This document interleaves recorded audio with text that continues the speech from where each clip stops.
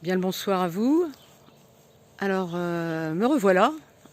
J'espère que vous allez bien, que vous avez passé une bonne journée. Aujourd'hui, on a eu une journée très ensoleillée.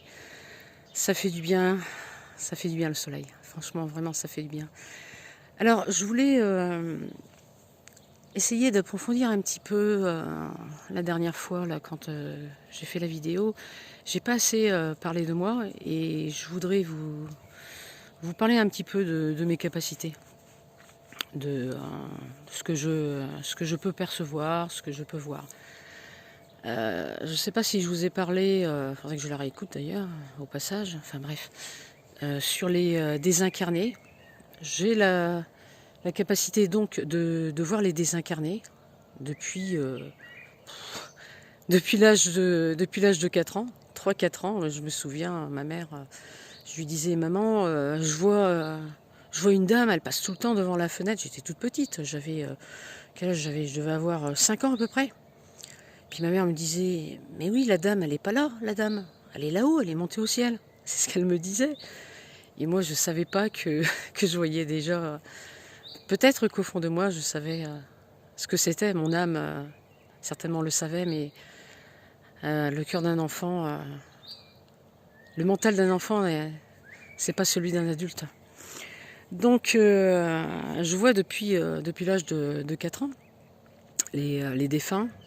J'interviens aussi dans les maisons, sur les terrains pour dégager les maisons d'entités, parce que bon, les maisons sont chargées d'égrégores, de formes pensées et d'entités. Alors des entités qui sont décédées soit dans la maison même, hein, soit elles peuvent être parties, mortes brutalement, accidentellement dans la maison, parce que la maison a brûlé, ou soit parce que tout simplement, pas très loin, il y a eu un accident grave. Et qu'est-ce qui se passe? L'entité, elle reste sur les lieux, elle hante les lieux. Les gens ne le savent pas, les gens passent, peuvent même traverser les entités sans savoir qu'elles sont là.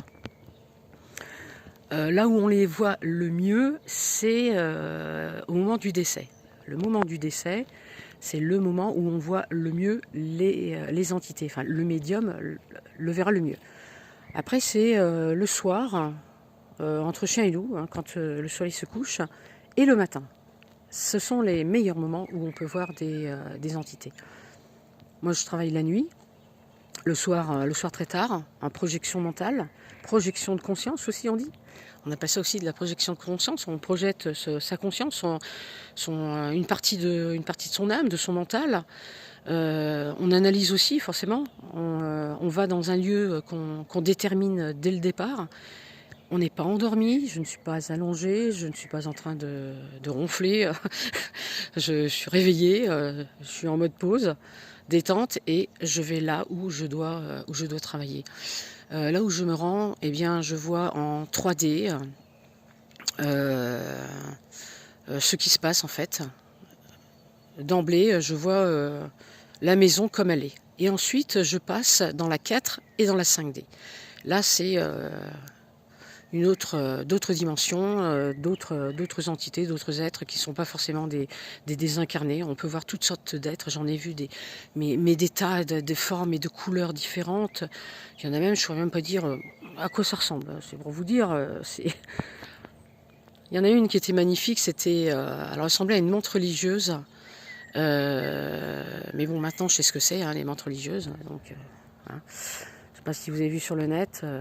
Une certaine race d'extraterrestres qui sont très puissantes dans le génome humain, dans l'ADN, modification d'ADN. Et elles s'amusent à modifier l'ADN des créatures terrestres, notamment de l'humain. Elles font des croisements entre espèces. Bon, ça c'était une petite aparté. Cette créature que j'ai vue, bon, je l'ai juste vue, c'est tout, hein, rien de plus. Par contre, ce que j'ai vu aussi qui était vraiment très joli, mais vraiment magnifique, c'était une raie manta. Alors imaginez 2 minutes une raie manta, comme on la voit dans l'eau, dans la mer. Et bien là, je l'ai vue au-dessus de moi. Enfin, elle était à plusieurs mètres au-dessus de ma tête. Et elle battait comme ça de ses nageoires. Elle rayonnait, elle était bleu ciel, elle était magnifique. Mais alors, si j'avais pu prendre une photo, je crois que je l'aurais prise. Et elle m'a envoyé énormément d'amour. Et là, on sait, quand c'est de l'amour, hein, au niveau du chakra du cœur, quand on ressent, et on sait que c'est une entité positive. C'est pas négatif. Voilà. Si c'est négatif, là, on sent une certaine lourdeur. On n'est pas bien. On a mal à la tête, on a mal à la nuque, on a les idées noires. Enfin bon, on est lourd, on n'est pas bien. On le sent, c'est pesant. Et pourtant, elle est belle, cette créature. On se dit, mais elle est magnifique. Et pourquoi je ressens du mal? Pourquoi je ne suis pas bien? Tout simplement, parce que l'entité de l'autre côté a la capacité, ils ont des pouvoirs, hein, de prendre l'apparence qu'ils veulent. Et là, en l'occurrence, elle s'est montrée à moi de son meilleur jour, de son plus bel apparat, pour me captiver, pour m'hypnotiser. Et ça n'a pas marché. Donc, si vous voyez des entités et qu'elle est magnifique, et que vous dites, oh, c'est un ange, elle a des ailes, elle rayonne de lumière, je communique avec un ange, un guide, faites travailler votre chakra du cœur, fermez les yeux, respirez profondément, faites descendre l'énergie, vous la faites remonter, descendre au niveau du centre de la Terre, vous ressentez bien l'énergie, vous êtes bien à l'intérieur de vous-même, et là, vous voyez comment vous êtes à l'intérieur de vous. Vous n'analysez pas, c'est pas la peine d'analyser. C'est au niveau du ressenti, comment vous vous sentez. Alors si vous vous sentez bien, si vous ressentez de l'amour, de la paix, de la joie, c'est une bonne entité. Il n'y a pas de doute. Et elle peut avoir une sale tronche. Hein. Moi, ça m'est déjà arrivé de voir un être avec une tête pas top, hein, et puis elle dégageait une lumière intérieure, un amour extraordinaire, une expansion énergétique positive. J'étais bien. Je la sentais bien. Voilà. Après, je me suis rendu compte qu'en fait, cet être-là était un esprit de la nature qui s'était agrandi. Elle avait pris une dimension en centimètres qui était, on va dire, 1 mètre à peu près de hauteur. Elle ressemblait un petit peu à un troll. Vous voyez, c'est pas top un troll. Hein. Je ne sais pas si vous voyez. Ce sont des esprits de la terre. Ils sont plutôt très sombres. Ils ont une seule tête. Il paraît que ça pue, que ça sent pas bon. C'est pas bon. Moi aussi, je sens les odeurs hein, au niveau de capter tout ce qui est surnaturel. J'entends, je sens, je vois. Et là, bon, bah, j'ai pas senti qu'il puait, hein, petit bonhomme. Hein. Mais bon, voilà. Voilà. Donc les entités, eh bien écoutez, je voulais vous dire, ça bouge. Hein, il y en a de plus en plus. On en voit, il y en a toujours eu de plus en plus, mais je veux dire, on les voit de plus en plus. Les médiums les voient de plus en plus. Les mauvaises entités sont de plus en plus actives, dans le sens qu'elles essaient de plus en plus à s'accrocher aux personnes, pour les vampiriser, leur prendre leur énergie, toutes les charges qu'elles ont en elles, émotionnelles, qu'elles peuvent dégager dans la vie de tous les jours. On peut dégager plein de charges émotionnelles, hein, qu'elles soient positives, négatives, au travail, à la maison, au foyer, familiaux, sociaux, etc. Ces charges-là, les entités, bon, elles se promènent, hein, voilà, tac, ça se promène. Et puis moi, tac, j'en vois une qui passe, ou j'en ressens une, pas forcément la voir, mais des fois la ressentir. Et puis qu'est-ce qui se passe? Ben écoute, on se dit, ma mince, oh là là, comment ça se fait qu'elle tourne là comme ça, celle-ci? Et puis on lui interdit de rester dans la maison, on lui interdit de me tourner autour. Et puis à un moment donné, je me retrouve en train de dormir, je me dis, tiens, moi je vais aller dormir, voilà, il fait nuit, donc je dors. Et dès que je me décorpore en conscience, eh ben, je vois la même entité qui se promène, pas loin de la maison.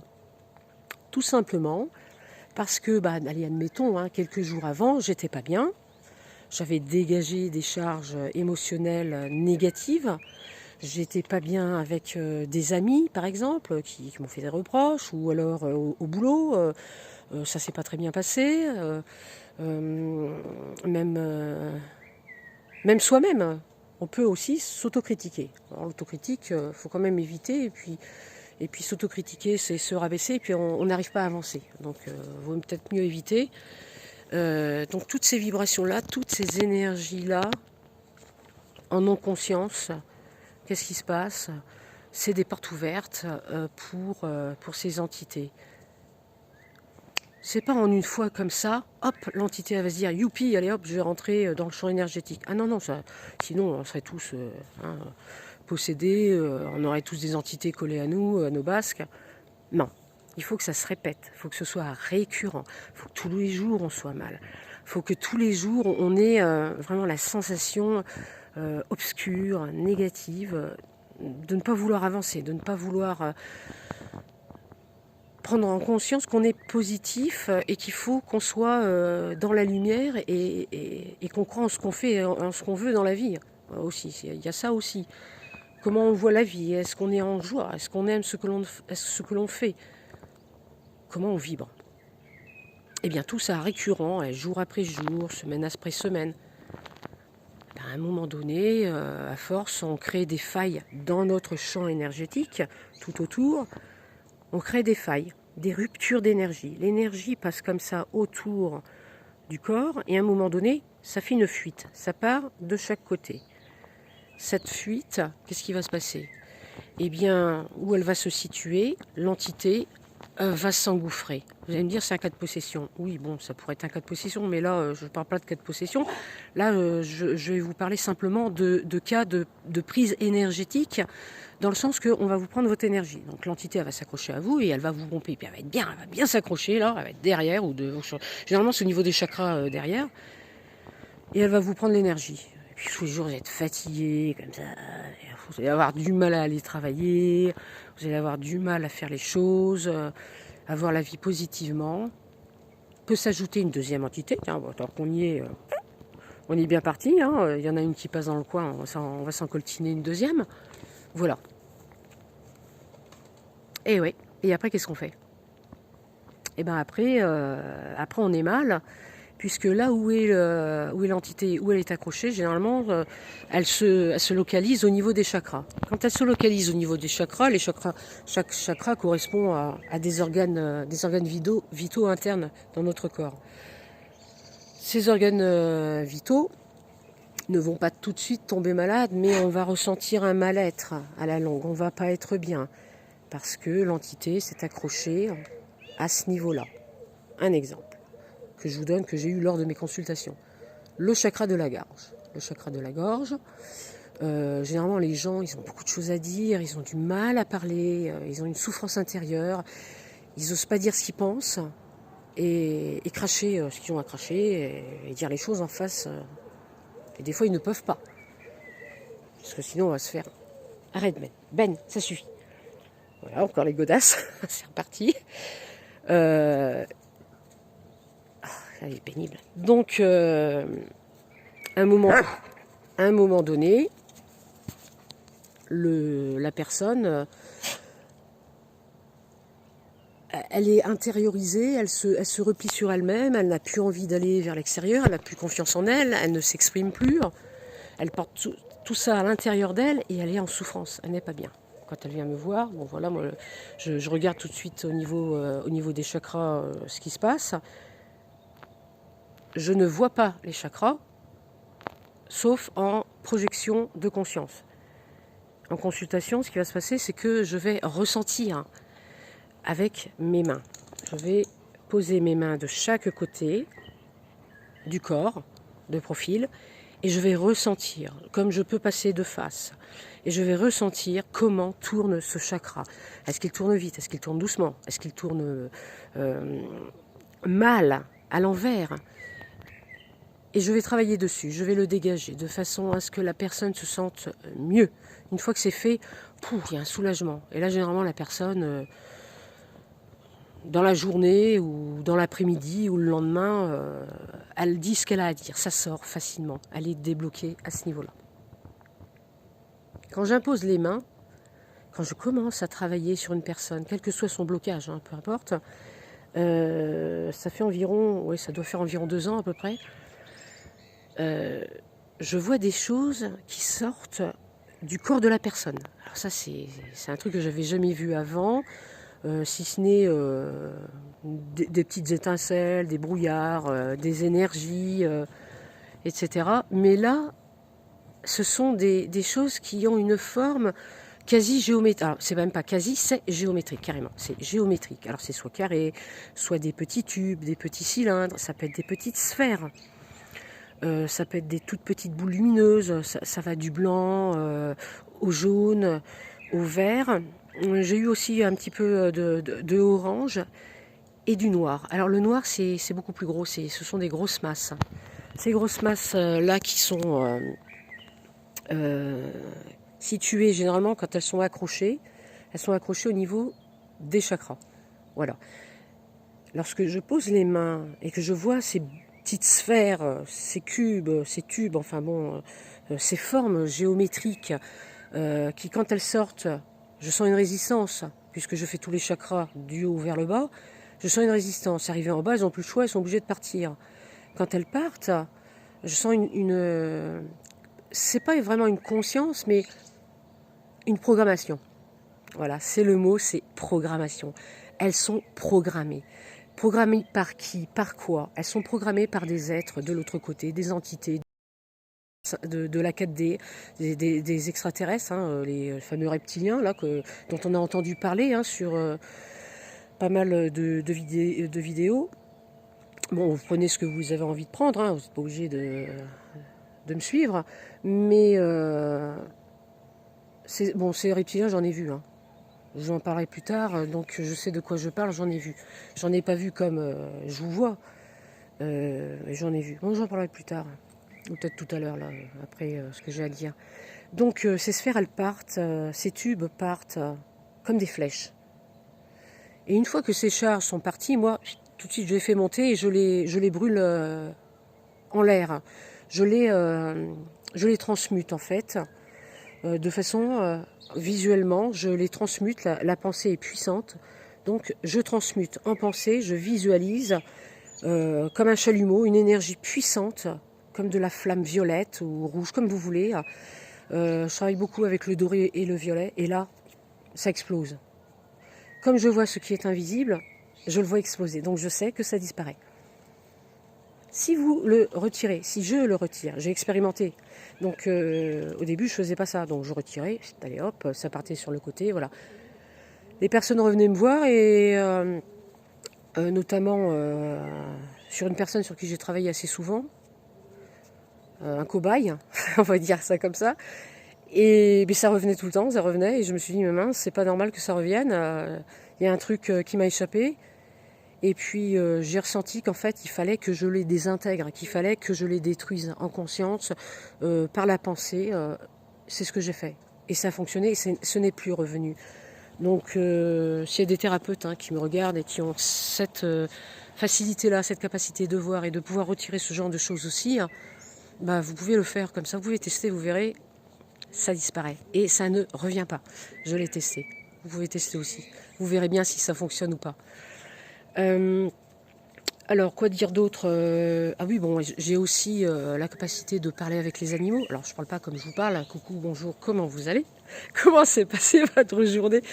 Ça va Ben? Oui. Vous voulez voir mon chien? Allez, un petit coucou sur le chien. Allez, un petit coucou. Bonjour Ben. Ouais. Je sais pas si vous le voyez bien. Ouais. Bon, ça y est, il est complètement... Il me saute dessus. Il est foufou. Donc la télépathie avec les animaux se fait de façon au niveau de l'image. C'est-à-dire que ce sont des pensées imagées.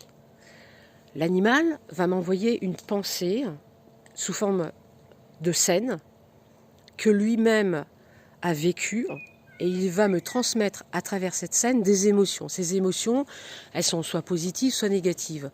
Des exemples, lorsque je suis en télépathie avec les chiens, pourquoi ils sont malades, qu'est-ce qu'ils ont, ou alors il n'aime pas ses croquettes, il préférait les précédentes qui étaient plus petites ou plus grosses. Ou alors, j'aime pas où je dors, là, en ce moment. Ma maîtresse m'a changé de place. Je préférais l'ancienne place. Vous voyez, donc il me montre l'emplacement. L'ancien, ah cool, j'aimais bien. Le nouveau, ah, j'aime pas. Voilà, vous voyez la différence. Et ça, je le ressens au niveau vibratoire. Je le ressens à l'intérieur de moi et je le ressens au niveau du cœur. L'animal, il est pur. L'animal, il ne va pas analyser, il ne va pas vous critiquer, il ne va pas vous juger. Il m'envoie la pensée directe. C'est aussi simple que ça. Et il me dit, voilà, ben moi je suis pas bien. Il y a ça qui ne va pas dans ma vie. Et je transmets le message. Voilà comment ça se passe, la télépathie animale. Par contre, je réfléchis là, je pense à un truc. Quand je fais une projection de conscience et que je vais dans un lieu pour rencontrer un animal qui n'est pas bien, là, c'est pas pareil. Je vois donc l'animal et l'animal me parle comme je vous parle. Là, c'est pas pareil. C'est comme si on avait affaire à une conscience différente. Ça, je l'ai testé, je l'ai vécu à plusieurs reprises. À plusieurs reprises, j'ai vu vraiment l'animal me parler. Alors, on va pas voir la bouche comme nous, comme ça, mais on entend la voix de l'animal. Voilà. Mon précédent chien s'appelait Rex. Alors, c'est pas celui-là. Bon, c'est le précédent, évidemment. Vous le connaissez pas, bon, c'est la même race. Hein, c'est un berger allemand. Il était empoisonné à la mort au rat. Bon, il est mort dans des conditions atroces. Ce que je veux dire par là, c'est que lorsqu'il est décédé, de l'autre côté, je l'ai vu. Je l'ai vu, je l'ai entendu. Il continuait de venir dans la cour, dans le jardin, dans la maison. Il continuait de vivre sa vie. Et un jour, un soir, en m'endormant, je me suis retrouvée en conscience de l'autre côté, en projection. Et j'ai vu mon chien qui m'a dit je vais revenir. Oh, je dis c'est pas possible, il va revenir. Oui, c'est ce qu'il m'a dit. Hein. Il m'a dit je vais revenir. Bon, d'accord. Et il m'a dit comme ça, il m'a envoyé vraiment. Comment il allait être à peu près à l'âge de 5-6 mois à peu près, devant moi. Je l'ai vu et je lui ai parlé. Il m'a dit comme ça, je devais partir.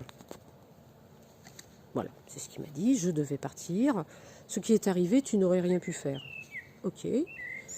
J'ai dit, tu vas revenir comment, sous quelle forme, et puis tu es sûr que tu vas revenir comme ça, là, comme tu viens de me montrer. Il me dit, oui, je reviens en berger allemand. Bon, il ne m'a pas dit mâle ou femelle, il m'a dit en berger allemand. Bon, très bien. Alors, je lui demande s'il sait à peu près quand. Il ne me donne pas de date. Il me dit simplement, sur ta route, tu auras des signes, tu sauras exactement à quel moment je vais arriver. Ah, je me disais, purée, il ne faut pas que je le loupe. Il faut que je regarde les annonces. Alors, j'arrêtais pas les annonces. Et rien pendant un mois. Et à un moment donné, je me suis dit, je pense pas que ce soit la bonne solution. Donc, j'ai laissé de côté et j'ai pu chercher. Et à un moment donné, il y a une annonce qui est apparue, j'ai regardé, et là j'ai senti tout de suite que c'était celui-là. Voilà. Et oui, alors après, dans une portée de 8 chiots, non, il y avait combien 4, 8, 8 mâles 8 mâles, 5 femelles, ou 4 femelles. Il y en avait 12 à peu près. Eh ben, c'est pas évident. Donc, elle m'a sorti tous les mâles. Et là, je suis rentrée en télépathie directe avec l'animal. Et je lui dis comme ça. Bon, Rex, parce qu'il faut l'appeler du même nom de sa précédente vie. Sinon, voilà. Donc, la personne elle est à côté de vous, c'est pas, hein, vous pouvez l'appeler Rex. Hein. Donc, vous lui dites, comme moi c'était Rex, je dis Rex, allez viens Rex. 2-3 fois comme ça. Puis j'attends, il fait son petit tour, les chiots se baladent dans tous les sens, ils couraient dans tous les sens. Puis à un moment donné, uniquement en télépathie, je lui envoie le message qu'il m'avait dit quand je serai prêt, je viendrai à toi. Bon là, normalement, ça devrait être bon. Je regarde le chiot, je le vois, il passe, tac, il fait le tour de moi, il passe derrière moi, il se met à mes pieds sur la gauche, il s'assoit, il me regarde. Ok, c'est celui-là. Je le quitte pas des yeux. Il se balade, il va s'amuser, il refait son tour, il revient, il s'assoit de nouveau à la même place. Le même. Il me regarde, il s'assoit, il me regarde. Ok. Je dis, oulala, c'est celui-là. Je le quitte pas des yeux surtout. Il repart, il refait son tour. 3e fois. Il s'assoit à mes pieds. Sur le côté, il me regarde. Et là, boum, je l'embarque tout de suite. Et je dis, moi, c'est celui-là que je prends. C'est celui-là qui m'est destiné. Il m'a choisi. Il m'a choisi. C'est moi qui l'ai appelé, qui lui ai demandé de me guider. Et il m'a guidé. À lui. Voilà. Il commence à faire un peu nuit. Je sens que je vais me faire attaquer par les moustiques. Donc je vais vous laisser. Ça m'a fait plaisir de vous parler. Et puis, si vous avez des questions, n'hésitez pas. Je vous répondrai sans problème. Une bonne soirée à vous et à bientôt.